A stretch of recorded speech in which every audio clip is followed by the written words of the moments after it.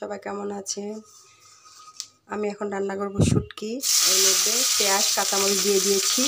এটা লাল লাল করে ভাজি করে নেব।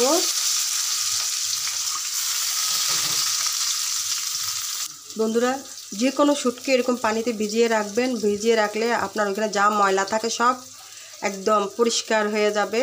বালুগুলো আপনার পানির নিচে বসে থাকবে। আপনারা সবসময় এভাবে ভিজিয়ে রাখবেন। বন্ধুরা, এখন আমি এর মধ্যে দিয়ে দিব আমার এই যে ভিজিয়ে রাখা, আমি ধুয়ে রাখছি আগে, তারপর আমি আবার ভিজিয়ে রাখছি। কারণ এই শুটকিগুলো আমি আমার পেঁয়াজ মরিচের মধ্যে দিয়ে দিচ্ছি। এখন বন্ধুরা, আমি এই শুটকির মধ্যে হাফ চামচ হলুদ, জিরা রসুন 1 চামচ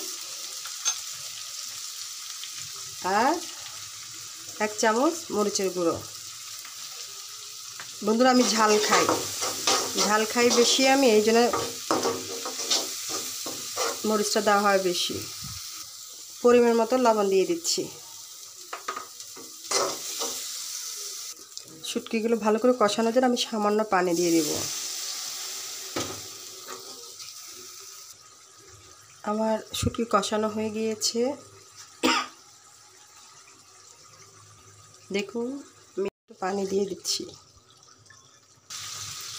বন্ধুরা, আমার তরকারিটি হয়ে গিয়েছে। এখন আমি নামিয়ে নেব।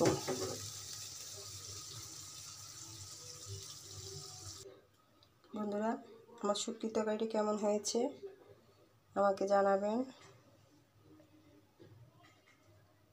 সবার বাসায় ভালো থাকবেন, সুস্থ থাকবেন, নিরাপদে থাকবেন।